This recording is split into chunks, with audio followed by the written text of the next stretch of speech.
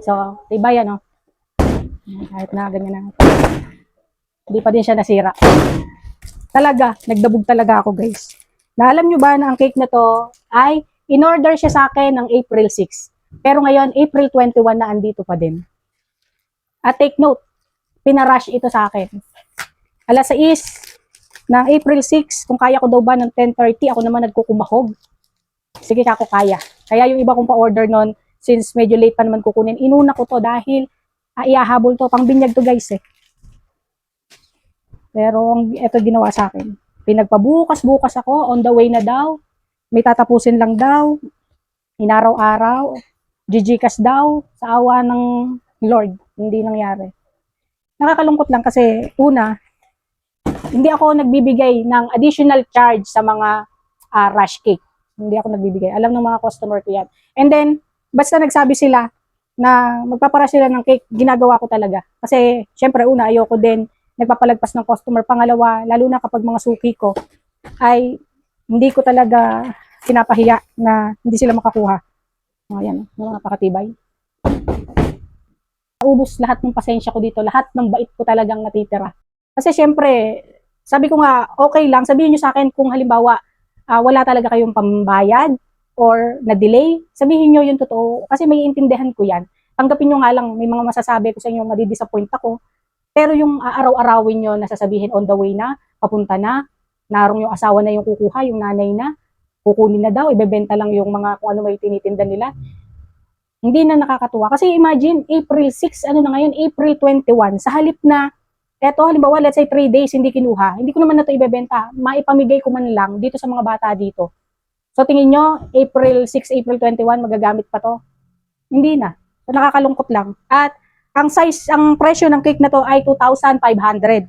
So, tumawad pa ako nung huli. Sabi ko, para matapos na, sige, bayaran mo na lang ng 1,500. Umoo. Tapos narong yung asawa na daw yung kukuha. Tapos iniintay ko hanggang gabi. Ang nangyari, hindi din sila sumipot. De, para akong tanga na nag-iintay.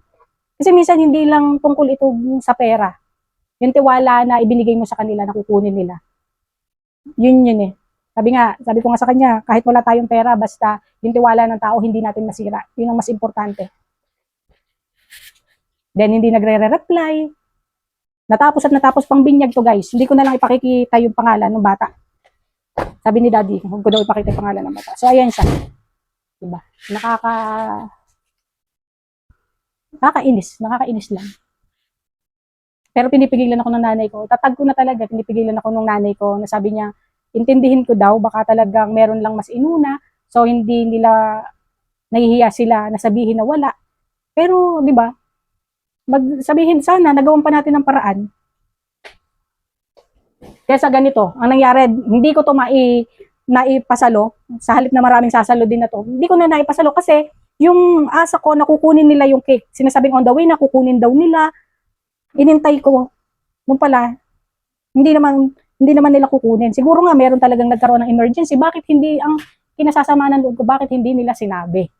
Sana nagawan ng paraan. Diba? Ako ba? Siguro. Ganun talaga. Kasi lagi ko daw sinasabi. Minsan naisip ko, kasi lagi kong sinasabi, di bali ako ang maagrabyado kaysa ako ang mang-agrabyado ng kapwa. So ito. Tapos nag-chat siya kanina. Pasensya na daw, maghuhulog daw siya ng 500 na lang, bigay ko na lang daw sa iba. Hindi na to pwede. Hindi na to, alam ka namang ipakain ko pa to o ipamigay. Hindi na, ibabaon na to guys. Actually, pinost ko to sa isang account few days ago. And then merong mga suki ko na gusto tong bilhin, pero hindi ako pumayag na bilhin nila. Kasi ayokong magbigay ng produkto na luma. Kasi imagine, April 6, gano'n na, 15 days na. Ang masarap na cake, ang ideal na lifespan ko para dito is mga 1 week lang. Pero yung ganun katagal, hindi na.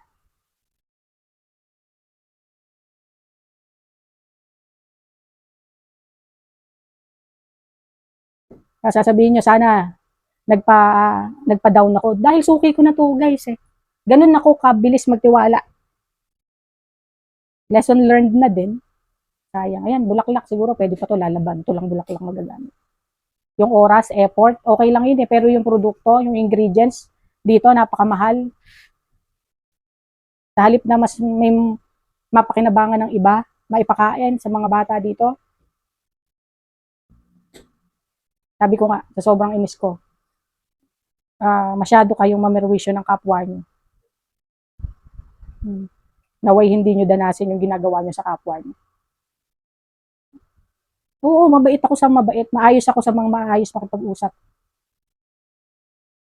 Kung sinabi nyo lang, kahit 1 week sinabi nyo lang, Ate Che, sorry, di ko makukuha yung cake. Ala pala akong pambayad o yung magsasagot ng cake. Umatras. Naiintindihan ko yun. Sino ba naman ako, di ba? Kung iba yan, sipin nyo, April 6, na i-post na yung sorry for the word, yung pagmumukha ng kumuha na. Pero ako, di ko gagawin. Hindi ako magne-name drop dito.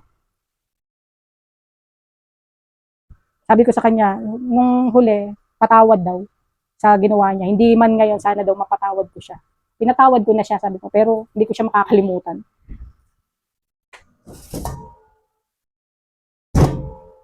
Nakakalungkot lang. Ito yung pinaka-worst na client o na pinagdaanan ko sa buong buhay ko ng pagbibake.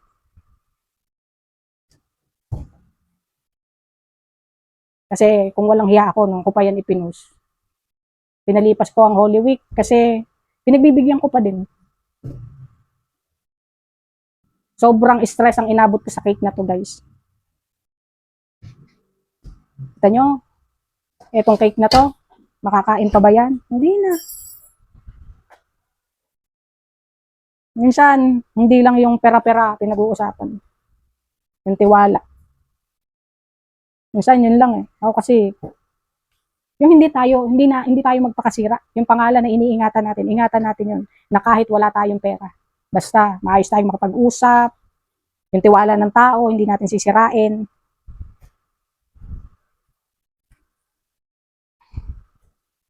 Kakalungkot lang, kita nyo. Ganyan. Panda, apura-apura ko pa. Nagkunda, kumahug ako para ihabol tong cake na to. Kasi gagamitin to sa binyag, 10:30, 6:30 yata. Mga bago mag-7, kaya ko daw ba ng 10:30? Siyempre, hindi ako mag-aano na, hindi ko kaya, sige ka ako, ihahabol ko, hinabol ko. Bay, kadami kong cake no, naubos na lahat ng cake, yung cake na lang niya hindi kinukuha. Napakadami ko nang napuntahan, umatin pa ako ng cake picnic, yung cake niya dito pa din. Siguro 2 weeks kaming pabukas-bukas. 2 weeks kaming kukunin na, on the way na, narong inabot na daw ng hating gabi sa pagde-deliver, sorry daw, paulit-ulit na kinukuha yung Gcash ko. Hindi, nakakapanginig lang ba ng laman pagka naaalala ko. And then, narong ipasa sa asawa, yung asawa na daw yung kukuha, on the way na, nakasingle na, kasama daw yung nanay. O biglang nawala, alas 11 na, iniintay ko, hindi, sumipot. Kinabukasan, nanay naman yung kachat ko, kukunin na daw, maya-maya. O, hanggang sa, ayan na ulit. O, diba? Ginawa akong mukhang tanga. Hanggat maaari, ibinibigay ko lahat ng effort. Panahon, gugugol ko dito. Masatisfied ko lang yung mga customer ko. Syempre, tao lang din naman ako. Yung damdamin ko, hindi naman ako perfecto. Hala ng gano, kamahal ang ingredients. Saan ka nakakita na nagpa-rush, wala akong hiningi na rush fee? Hindi kinuha cake, halagang 2.5. Nag-offer ako ng tigwa 1.5 at 2.5. Yung 2.5 mo yung kukunin. So, ito yon 7/8 yata ito. Or 7/7. Tapos nung hindi na kukunin, ako pa ang tumawad. Sabi ko, sige, kunin mo na yung cake 1.5 na lang para matapos na tayo. So, sige daw, kukunin daw. Pero ito. Siguro, lesson learned na din na talagang kung hindi nyo sigurado, mag-deposit kayo, mag-advance kayo.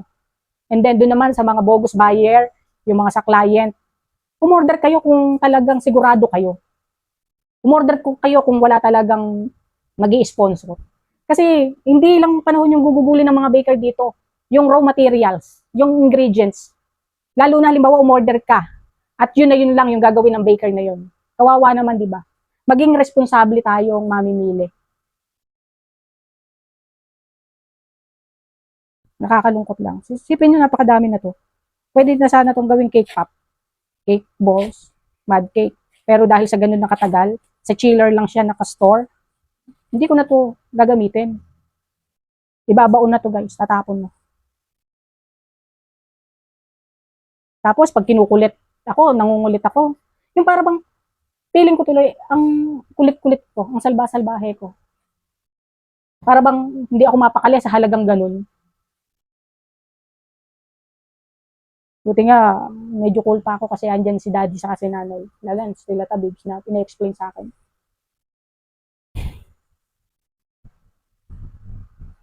Sana na lang, wala nang mangyari, maiwasan na din ganito sa tulad kong mga baker kasi alam nyo ang hirap ng isang pagiging home baker. Tapos hindi lang kukunin. 2.5, binobos. Na yung chiller ko na yun, sa halip na hindi ko gamitin, 15 days, gagana para lang hindi masira sana. Kasi umaasa ako na kukunin dahil sinabi nila kukunin on the way, binukas-bukas. Kahit na matigas na yung mga chat ko sa kanila, hindi sis, kukunin ko yan maya-maya. So,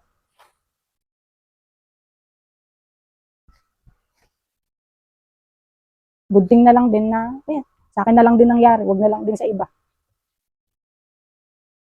Kaya lang yung nararamdaman ko na to, sabi ko nga dun sa umorder. Sana hindi mo maramdaman yung naramdaman ko dito. So, yun lang. Nabaon ko na.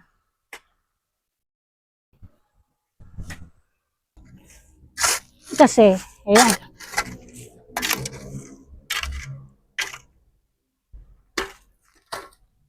Ayan, kita mo, kung nakikita mo tong ginawa mo sa akin na to, ayan, babaon na lang to. Kasi baka, may aso kasi kami, baka kalkalin. Yan naman, sa halip na mapakinabangan ng iba, pero ginawa mo, na merwisyo ka lang. Kung nagsabi ka lang ng totoo, okay na tayo. Pero, wala naman nang magagawa, andyan na yan. Sa susunod, sana, sa ibang mga baker na bibilan mo, maging responsable ka sa susunod. Kung walang pambili ng cake na ganun ang presyo, huwag kang umorder. Kung wala kang kasiguraduhan na hawak, para kasing iniisip ko dito, baka may sumagot nung cake, nung andyan na, walang nangyaring sagutan ng cake. So parang nasubo siya. Sabihin, para magkawaan namin mga baker, hindi ganyang namerwisyo ka na, nira ka pa, yung mood, yung stress na inabot ko. 15 days, doon na natin. Kasi baka sama ito kaso.